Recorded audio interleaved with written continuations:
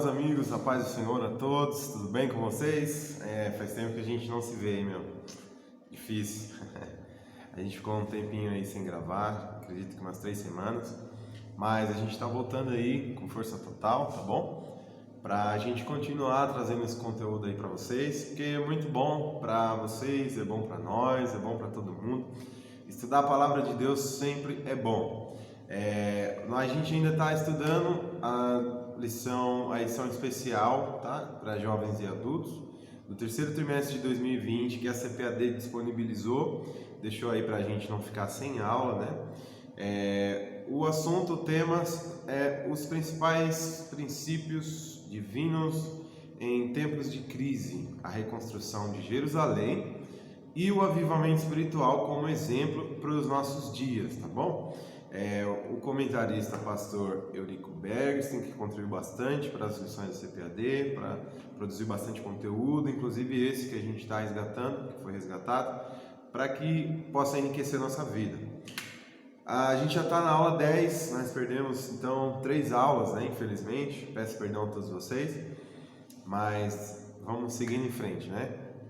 Hoje a gente está na lição 10, uma lição bastante importante, só que infelizmente é um tema muito extenso, que a gente precisava ter muito tempo para discutir, para pontuar, para falar mais e mais coisas, enriquecer o aprendizado, mas infelizmente nosso tempo é curto, então a gente vai ter que reduzir um pouquinho, tá bom? O tema é: provai se os espíritos são de Deus. É um tema bastante relevante, principalmente hoje. Existe muita heresia, existe muita coisa errada no meio da igreja, e provar os espíritos, julgar as profecias, discernimento espiritual é muito relevante para nós, tá bom? O nosso textuário diz o seguinte: amados, não creiais em todo o espírito, mas provai se os espíritos são de Deus, porque já muitos falsos profetas se têm levantado no mundo. Essa referência no nosso textuário está lá na primeira carta de João, capítulo 4, versículo 1. A verdade prática diz que, através dos dons espirituais, a igreja discerne os espíritos enganadores. O discernimento espiritual é um dos dons do Espírito que Deus disponibilizou para a igreja, para nós. A leitura bíblica em classe você pode fazer na sua casa, tá bom? Está no livro de Neemias, capítulo 6, versículo 10 a 14. Primeira carta aos Tessalonicenses, capítulo 5, versículo 20 e 21. E primeira carta aos Coríntios, capítulo 14, versículo 29. Vamos fazer uma breve oração? Pai bendito e santo, oramos com convicção de que o Senhor pode operar em nosso coração, ensinando a Tua palavra, edificando as nossas vidas, preparando-nos, Senhor, para o combate, para o trabalho, a boa obra para o Teu reino. Que em nome de Jesus essa aula enriqueça a vida de quem assistir, porque já tem enriquecido a minha, e que o Senhor continue abençoando. Abre o nosso entendimento, os nossos ouvidos, e que o Teu Espírito Santo possa complementar aquilo que nós deixamos de falar. Amém? Em nome de Jesus. Amados, então vamos lá. Hoje é dia de falar sobre o discernimento espiritual, e a palavra de Deus mostra que, através da capacitação do Espírito Santo, nós recebemos dons espirituais que são altamente, extremamente necessários para a batalha contra o mal e a expansão do reino de Deus. A palavra dom, ela vem do grego carisma, ou charisma, não tenho muita noção da pronúncia. E o seu sentido mais básico indica que é um presente concedido gratuitamente por Deus, tá bom? Nós temos, por exemplo, textos como de 1 Coríntios, capítulo 12 e 31, que nos incentivam a buscar de Deus esses dons que, como disse Paulo, como eu falei, aliás, no começo, são altamente necessários para o crescimento do reino de Deus. O dom de discernimento de espíritos, ele aparece em uma lista com uma variação de outros dons registrados pelo apóstolo Paulo. 1 Coríntios 12, versículo 8 a 10, por exemplo. Paulo registrou o seguinte: porque a um é dada, mediante o Espírito, a palavra da sabedoria, e a outro, segundo o mesmo Espírito, a palavra do conhecimento, a outro, no mesmo Espírito, a fé, e a outro, no mesmo Espírito, dons de curar, a outro, operações de milagres, a outro, profecia, a outro, discernimento dos Espíritos, a um, variedade de línguas, e a outro, capacidade de interpretá-las. Gente, sempre que quando eu leio uma referência bíblica, normalmente eu uso a versão NVI, tá bom? Nova Versão Internacional. Para mim é uma das melhores, não sei se vocês gostam, mas é bem fácil de compreender, tá? Então a palavra discernimento ela é usada para traduzir o termo grego diacrisis, que significa julgamento, discernimento ou distinção. Originalmente esse termo é usado então somente em duas outras passagens do Novo Testamento: Romanos capítulo 14, versículo 1 e Hebreus capítulo 5, versículo 14. Então a gente sabe que o Espírito Santo ele só passou a habitar com o homem depois da ascensão de Cristo, ascensão de Jesus.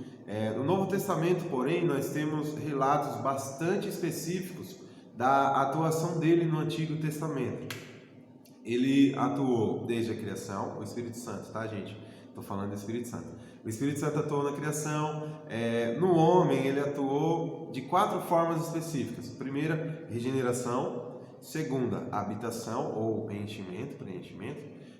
Terceiro, contenção de pecado, né? O Espírito Santo também é quem trabalha para conter a nossa maldade, conter o nosso pecado.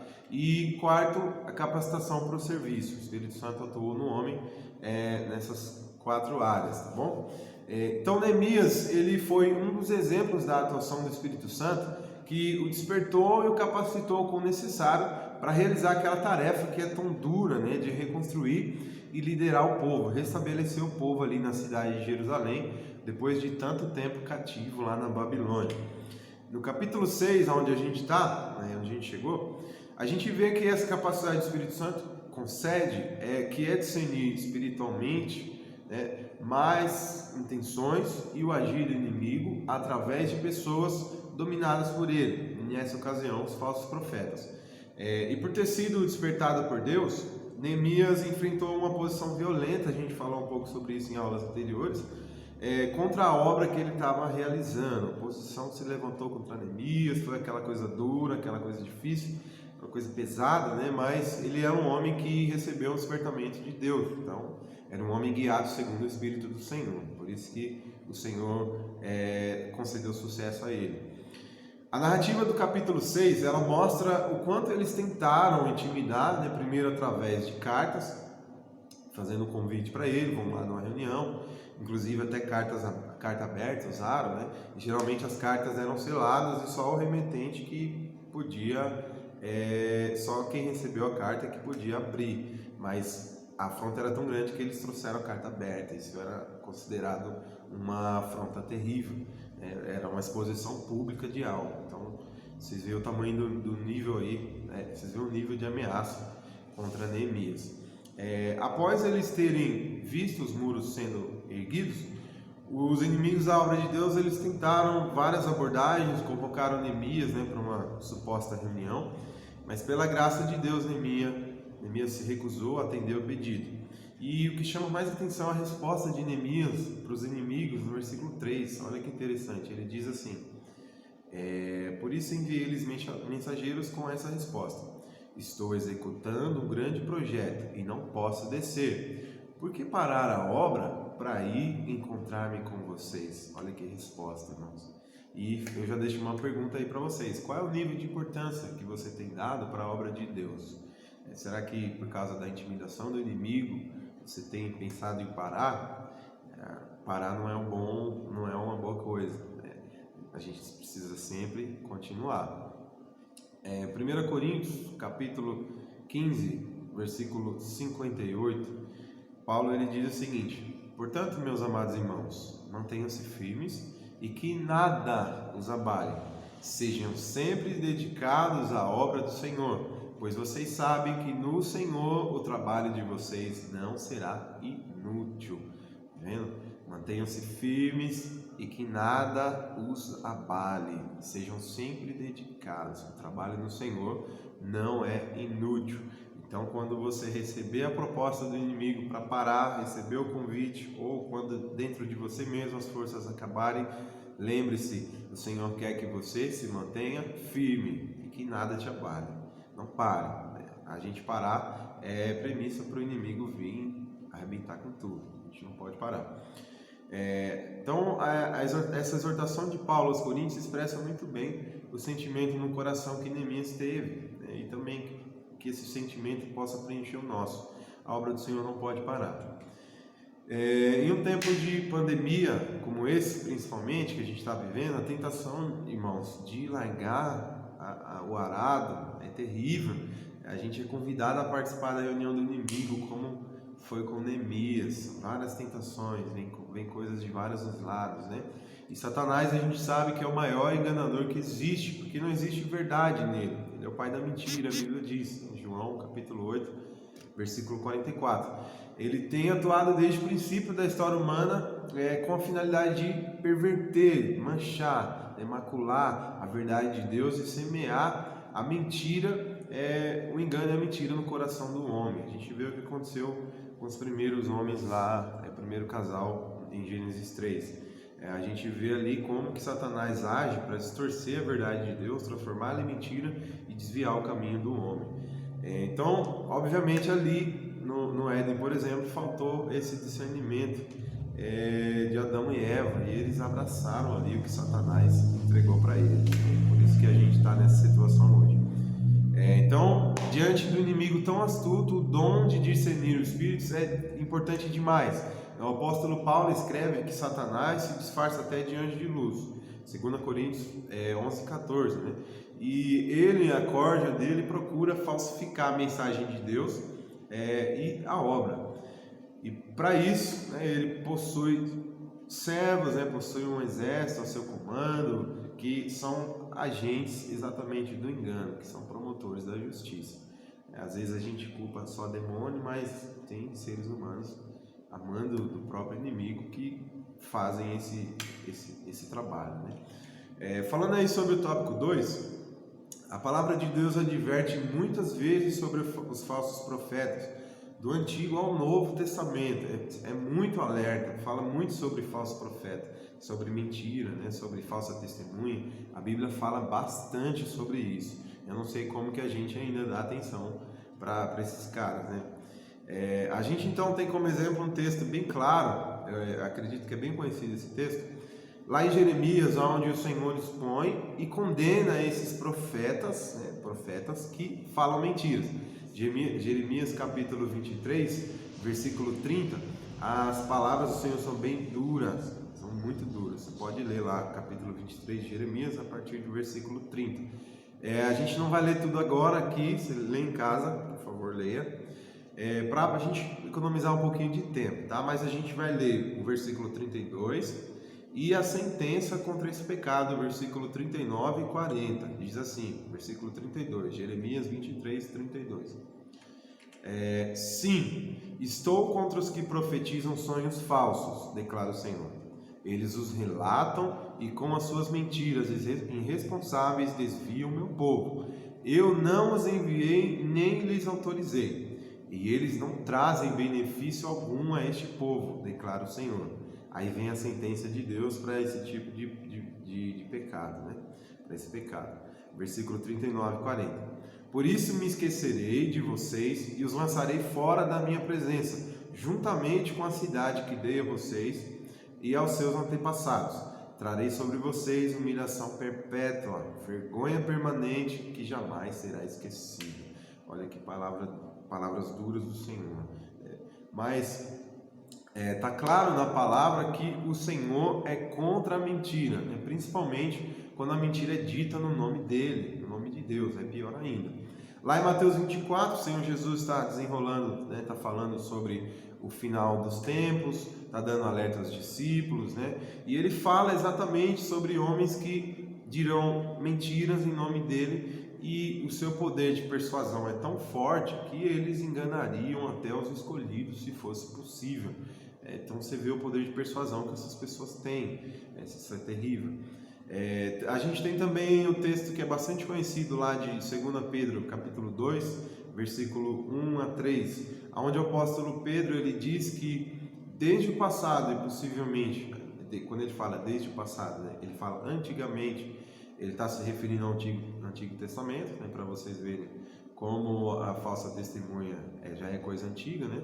Então, desde o Antigo Testamento, desde antigamente, já existiam homens e continuarão surgindo, isso é Pedro falando, até o final dos tempos, homens que, as palavras dele, as palavras de Pedro, introduzirão secretamente heresias destruidoras, chegando a negar o soberano que os resgatou, trazendo sobre si mesmos repentina destruição. E existem diversas outras referências, eu gostaria de ler todas elas para vocês, mas vocês já sabem, né? Nosso tempo infelizmente é curto, então vocês podem dar uma pesquisada, procure melhor referências que falam sobre o falso profeta, tá? Falsa testemunha, isso é bastante importante. Então, enfim, a palavra de Deus, ela adverte muito sobre essas pessoas que se apegam à mentira e que são agentes do inimigo e se esforçam para perverter a verdade de Deus. Eu tenho um dos grandes pais da igreja, e também um dos maiores defensores da fé, do século II, ele deu uma ilustração bem interessante que resume bem como que esses falsos profetas agem, né? Ele diz assim, Irineu de Lyon: você tem aqui um mosaico. Mosaico, vocês sabem que são figuras que são montadas por pequenas peças, né? Ou pedrinhas, geralmente, tá bom? Então, você tem aqui um mosaico, aonde há a figura de um rei. O que o falso mestre faz? Olha só, ele pega as mesmas pedrinhas e monta a figura de um cão, de um cachorro. E ele fala: olha aqui a imagem do rei. Aí você responde: mas isso não é o rei, isso é um cachorro. E ele responde: não são as pedrinhas do retrato do rei? Você está indo contra as pedrinhas?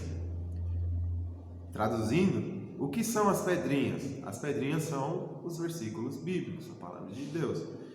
Você lê os versículos e vê um retrato da verdade. Aí vem o falso mestre, pega as pedrinhas, monta o retrato que ele quer, monta do jeito que ele quer, e então ele engana com raciocínios, com heresias, com coisas terríveis, distorções, e ele faz com a conta e dá o resultado que ele quer. Vocês entenderam?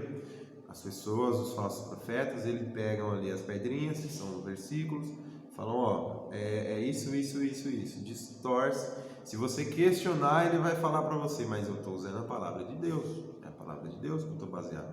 Por isso a gente precisa ficar de olho, antenado, discernimento de espíritos, isso é importante demais, tá? Então, esses homens, eles vêm disfarçados com falsos convites e boas intenções, exatamente como foi o caso lá dos homens que Sanbalat e Tobias contrataram. Nesse tempo de pandemia, onde a gente está mais vulnerável, onde a gente está mais sensível, o convite do inimigo parece ser muito mais atraente. E por isso a gente precisa vigiar, a gente precisa estar mais vigilante, a gente precisa estar mais atento. E como Neemias afirmou, temos que fazer a obra, não podemos parar. Como diz o pastor José Wellington, a mente vazia é a oficina do inimigo, e por isso a gente não pode parar, tá bom?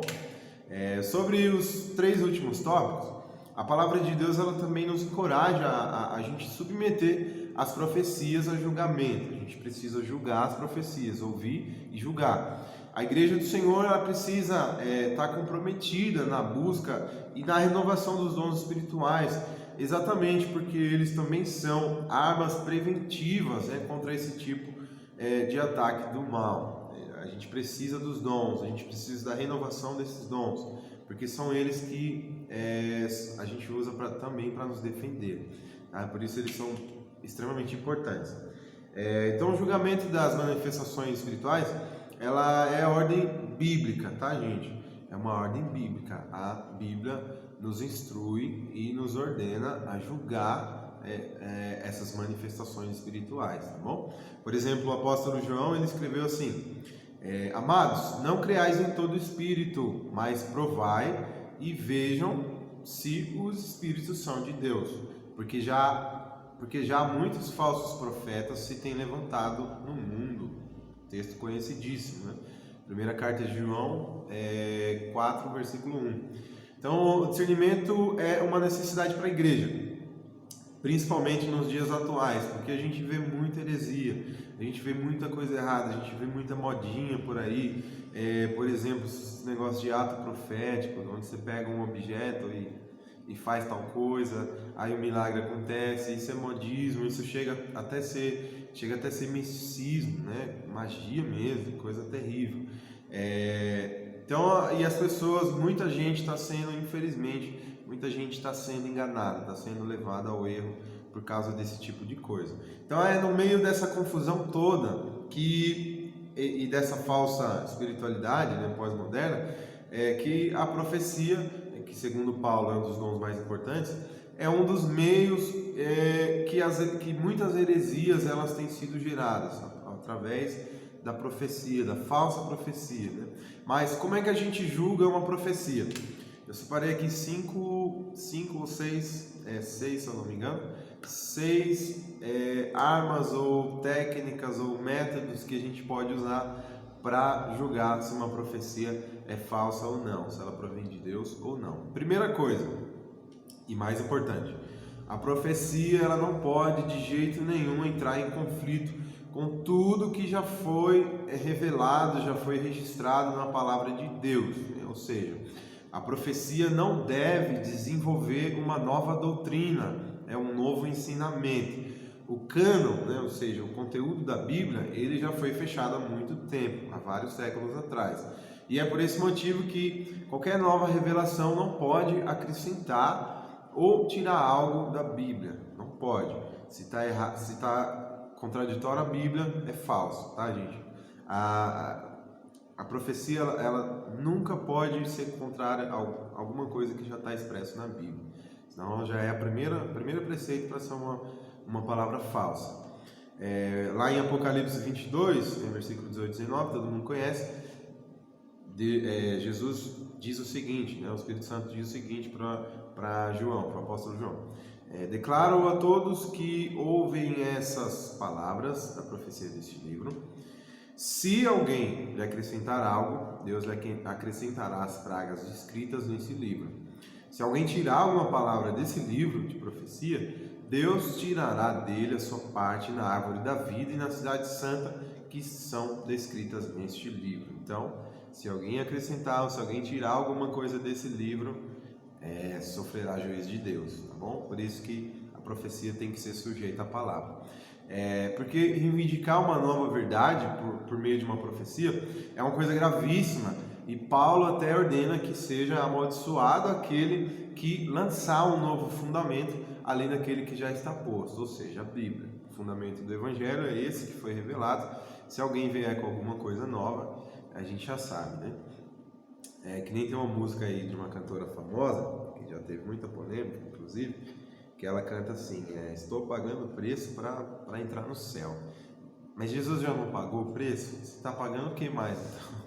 Então, isso é heresia, isso é grave, gente. É uma nova salvação por obras, então isso é terrível, tá? Então a gente precisa ficar esperto até nas coisas que a gente canta. Outra coisa é que o Espírito Santo ele é o autor da Bíblia e ele não pode mentir, ele não pode entrar em contradição. Por isso, nenhum tipo de revelação ou profecia pode ser contrária ao que o Espírito Santo já escreveu, ao que já está escrito. Às vezes vem alguém dizendo que está sendo usado por Deus, fala alguma coisa, só que o Espírito Santo registrou outra coisa na palavra. Então alguém está mentindo. Ou o Espírito Santo está mentindo, ou a pessoa. O Espírito Santo mentir é brincadeira, né, gente? Então a gente já sabe que não é de Deus, tá? Então as profecias estão sujeitas à palavra de Deus sempre. Essa é a regra básica e é o principal. Segunda coisa é que a profecia não serve como guia pessoal, uma espécie de horóscopo, né? E um dos grandes teólogos pentecostais, fugiu o nome dele agora, eu não registrei, ele falou o seguinte: note que em nenhum incidente registrado no Novo Testamento, o dom de profecia foi usado para dirigir pessoas em casos que pudessem ser resolvidos pelos princípios bíblicos. As decisões no tocante à moralidade, compra e venda, ao casamento, ao lar e à família, devem ser tomadas mediante aplicação e obediência aos princípios bíblicos da palavra de Deus e não meramente à base de uma profecia, tá bom? Existem casos pequenos, assuntos corriqueiros, né, que são do nosso dia a dia, que não preciso vou consultar um profeta. Eu quero saber com quem que eu vou casar, vou consultar o profeta. Eu quero saber se eu preciso me divorciar da minha esposa, do meu esposo, vou consultar o profeta. Não, a Bíblia já fala tudo isso lá. Você não vai divorciar, a Bíblia é contra. Você não vai divorciar, não sei que sejam casos extremos, né? Mas a palavra nos manda não cometer esse tipo de coisa. Então, esses casos corriqueiros não precisa de consulta do profeta. Eu vou lá no profeta, ele vai me falar o que fazer, não. A Bíblia já fala, tá bom? Então, as muitas coisas que a palavra de Deus já ensina, há muitas coisas que a palavra de Deus já ensina, e por isso a gente não precisa de novas revelações para assuntos que já estão explícitos lá. Não que Deus não nos guie através da providência, como profecias, revelações, sim. O Senhor pode fazer isso, Ele faz o que Ele quer, mas o nosso ponto de partida o nosso guia é sempre a palavra de Deus, tá bom? Terceiro, a profecia ela tem que estar de acordo com os princípios estabelecidos lá, por exemplo, em 1 Coríntios capítulo 14, versículo 3, onde Paulo diz: mas o que profetiza fala aos homens para edificação, exortação e consolação. O dom, então, de profecia, ele precisa manifestar essas características, né? Edificação, exortação, consolação. Edificar leva a ideia de uma construção em andamento, ou seja, a profecia traz crescimento e desenvolvimento para quem recebe a mensagem, ainda que seja uma mensagem dura, mas ela precisa edificar. Seja uma mensagem dura, ela precisa edificar, tá bom? A profecia é para edificação da igreja, para edificação pessoal também. Exortação no original significa advertência, conselho ou estímulo, tá? Então a profecia ela tem que exortar também, ela tem que advertir, ela tem que aconselhar, ela tem que estimular. A profecia também tem que consolar. Consolação no original significa encorajamento, conforto, refrigério. Ou seja, a profecia precisa encorajar, precisa confortar, precisa trazer refrigério para o coração, consolo. E tudo isso, claro, feito em amor, como diz o apóstolo Paulo, né? Tudo isso serve para fortalecimento para quem ouve, para quem recebe a profecia. Em quarto lugar, a profecia precisa ser coerente. Tem muita profecia aí que a gente ouve que são contraditórias, né? Vocês imaginem, por exemplo, tem um culto onde Deus Pai usa alguém, se apropria de alguém, usa alguém para falar, para profetizar. Aí vai o Deus Filho, levanta outra pessoa para profetizar, e vem o Deus Espírito Santo e usa outra pessoa para profetizar, e todas aquelas profecias se contradizem. Então tem alguma coisa errada, vocês imaginem isso. Tem que ser mensagens coerentes, tá? Profecia não pode ser essas coisas aí que baralha tudo, essa bagunça toda. Às vezes você vai num lugar, aí o profeta fala uma coisa, você vai em outro, o profeta fala outra. Então tem que ter coerência, tá, gente? Quinta coisa, a profecia é julgada por meio do dom de discernimento de espírito. Existem várias manifestações que são muito difíceis de avaliar, que somente com a ajuda do Espírito Santo é possível a gente aí discernir, a gente saber se é de Deus ou não. São coisas muito difíceis que acontecem, que a gente fica sem saber se é Deus ou não. Aí, meu filho, é só o Espírito Santo. O teólogo Gordon Shaw, ele escreveu o seguinte: muitas vezes o dom de discernimento de espíritos se manifesta para alertar o crente quando o caráter maligno de certas obras e doutrinas, sem se fazer acompanhar necessariamente de poderes especiais. Vocês entenderam? Acho que eu li meio rápido. Muitas vezes, o dom de discernimento de espíritos se manifesta para alertar o crente quanto ao caráter, ou seja, a raiz, o gênero, a essência, né, maligna de certas obras e doutrinas, sem se fazer acompanhar necessariamente de poderes espirituais. Então, a necessidade desse dom, o dom de discernimento de espírito, é muito importante para esses tempos trabalhosos, como diz o apóstolo Paulo a Timóteo. São tempos difíceis, então o discernimento de espíritos é algo que a gente precisa e muito. E sexto, a profecia, e também é importante, a profecia ela precisa se cumprir. Olha o que o profeta Jeremias falou. O profeta que profetiza paz, somente quando se cumprir a palavra desse profeta, é que será conhecido como aquele a quem o Senhor, na verdade, enviou. Vou ler novamente. O profeta que profetiza paz, somente quando se cumprir a palavra desse profeta, é que será conhecido como aquele a quem o Senhor, na verdade, o enviou. Capítulo 28, versículo 9 de Jeremias.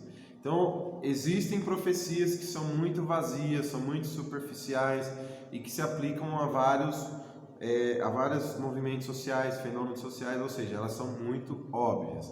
A profecia ela precisa ser clara e, se for do Senhor, ela vai se cumprir, tá? Essas recomendações elas precisam ser aplicadas em qualquer tipo de manifestação espiritual que supostamente seja uma profecia.